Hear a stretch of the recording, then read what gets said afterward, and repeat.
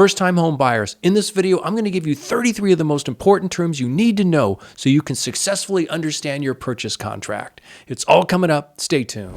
Hi, I'm Warren Oberholser. I'm a local realtor in the East Bay Tri-Valley area in Northern California. My channel's all about helping both buyers and sellers get maximum results for one of their biggest investments, their home. If you're new to my channel, consider subscribing. I post new content regularly. Now, if this is your first time here, don't worry about taking any notes. You'll find I've created a special blog just for this video. You'll find a link for it in the show notes below, so just sit back and enjoy. Every industry has its inside jargon, and the real estate industry is no exception. Some of the lingo, such as location, location, location, are pretty straightforward, while other terms are downright incomprehensible. Here's the problem. Real estate agents tend to roll this stuff off their tongue like everybody follows them and understands what they're saying. I'm going to go over a glossary of the most common real estate terms that most likely will come up in your real estate transaction. From viewing properties on the MLS, looking at the purchase agreement and the seller's disclosures, you will come across a lot of new words to add to your real estate lexicon. And if you're like the majority of new buyers who will be financing, you'll be introduced to several new financing terms. Now, why is this important to know? As they say, power is knowledge. So let's start adding to your vocabulary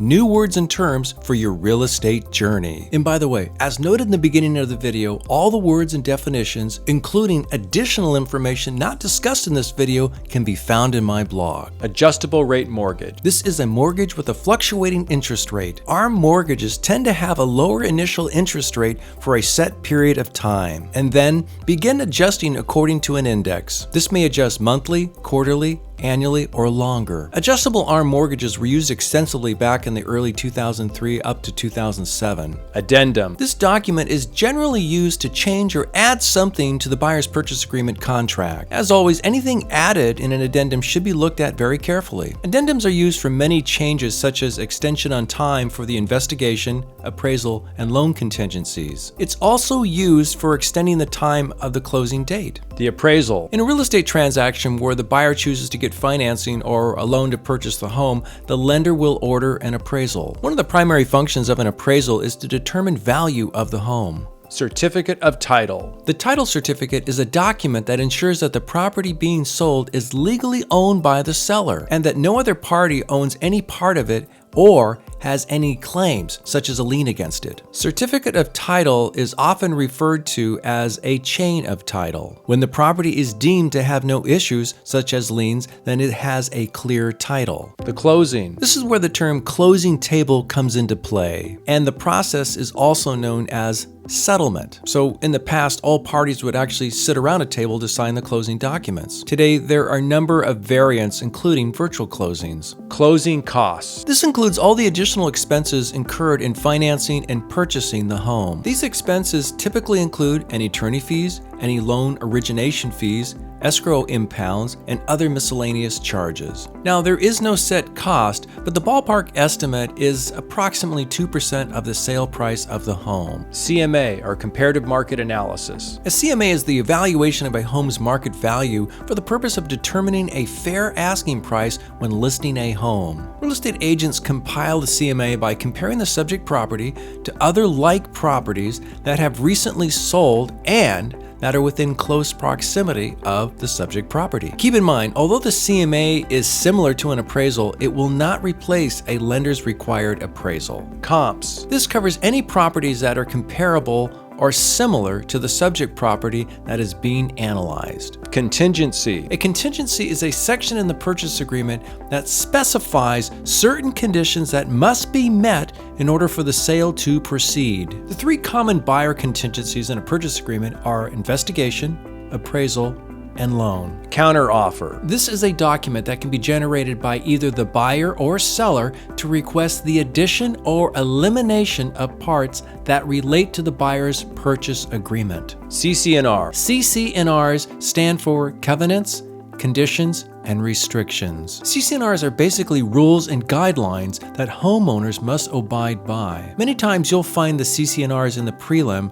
There'll usually be a hyperlink for it. Disclosures. Another name for disclosure is an information document. In a residential real estate transaction, there are specific documents for both buyer and seller. There are also specific disclosures the seller must complete for the buyer's review. Now, if you've watched any of my videos, you know I refer to the two main seller disclosures as the transfer disclosure statement and the seller property questionnaire, which is known as the TDS and SBQ. They are very important for both the seller to complete factually and to the best of their knowledge, and for the buyer to read carefully. Please keep in mind that the number and type of disclosures required for a real estate transaction will depend on the state and the county. The deed. The deed is a legal document that provides proof of the transfer of ownership of real property. Down payment. The down payment is a percentage of the purchase price that the buyer pays in cash. Depending upon the lender and the loan program, the percentage generally will range from 3 to 20%. The down payment is a lender requirement.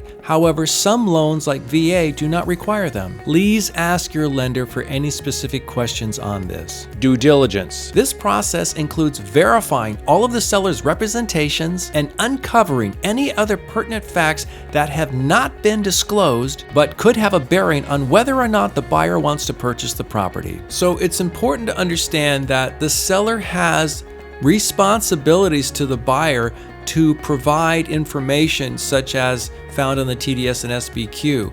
However, it is up to the buyer, and it is their responsibility to determine if the property is whole for them. And this is why there's the investigation period or contingency in the purchase agreement. Earnest money deposit. The earnest money deposit is the money provided by the buyer to the seller to provide earnest intent to purchase the property. The amount varies, although it's customary to be 3% of the purchase price. If the sale of the property goes through, the earnest money deposit is applied to the down payment. If the buyer chooses to cancel the purchase agreement and they have released all of their buyer contingencies, technically, they will forfeit their earnest money deposit to the seller. The purchase agreement is a legal document. Therefore, it's always recommended that you consult with an attorney, especially one who specializes in real estate law, so you can best be advised. Escrow. Escrow is a legal arrangement by a non-partial third party that holds all purchase funds. The funds can only be released when both parties are in agreement or have given instructions to the title company to do so. So when the property is to close, the title company will transfer the funds accordingly,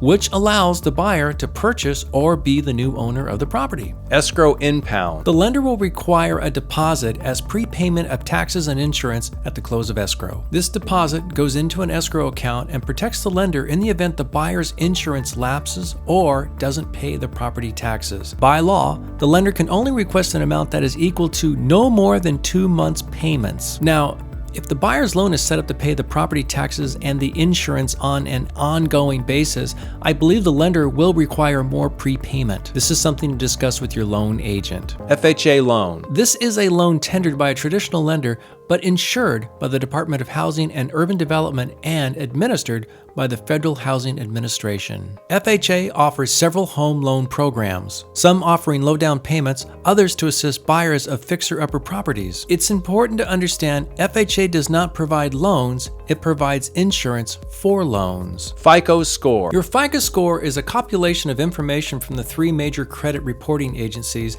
and is calculated by the Fair Isaac Corporation. Your FICO score reflects debt payment history, amount owed, length of credit history, new credit, and the types of credit you use. The FICO score ranges between 300 and 850. The higher your FICO score, the less of the credit risk you present to the lenders. Fiduciary duty. The broker under which the real estate agent works for is the buyer and seller's fiduciary. The broker has specific duties which are outlined by state law to their principal, which is the buyer and seller. Some of these duties include disclosure, confidentiality, reasonable care, diligence, and loyalty. Final walkthrough. The buyer, per the residential purchase agreement contract, is allowed one last time to walk through the home prior to the close of escrow. This visit or inspection is not to turn up newly discovered defects, but to ensure that the house is in the same condition as when the offer was tendered. Fixed-rate mortgage, a type of loan in which the interest rate does not fluctuate over the life of the loan.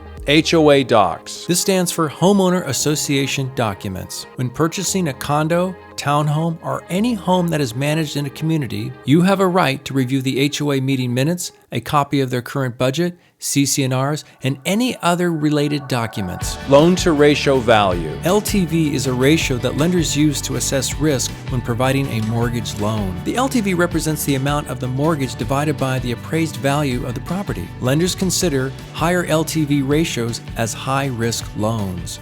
Mortgage. A legal document that pledges the house to the lender as security for the buyer to purchase the home. Mortgage insurance. An insurance policy that compensates the lender in the event a borrower defaults on the loan. PITI. Principal, interest, taxes, insurance. In a homeowner's monthly mortgage payment, principal is part of the payment that pays down the loan. The interest is part of the payment that pays the lender for loaning the homeowner or the borrower the money to buy the home. Taxes and insurance are paid for typically into an escrow account each month. PMI, private mortgage insurance. Like mortgage insurance, this policy protects the lender against the buyer's loan if they default. A lender usually requires PMI on their high-risk loans, and typically when the LTV exceeds 80%. Keep in mind, if the lender allows, if homeowner's LTV falls below the specific rate, the PMI may be discontinued. A point. A point is a one-time charge by a lender for originating the loan. A point is 1% of the amount of the loan.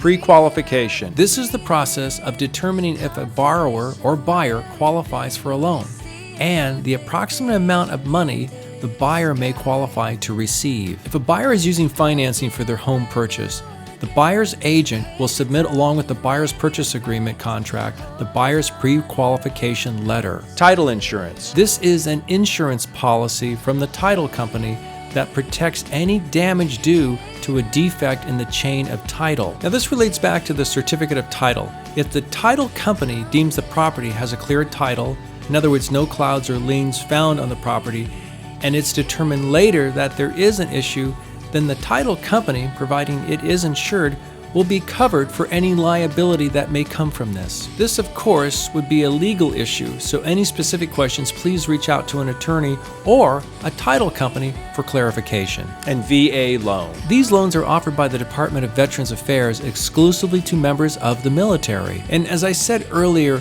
VA loans don't require any down payment. Veterans, those on active duty, and reservists are all considered eligible to apply for the VA loan. So this is a summary of some of the most common terms you're going to hear. And of course, you don't want to memorize these, but just know they're available in this video, so you may reflect back to it if you have a contract that brings some of these things up.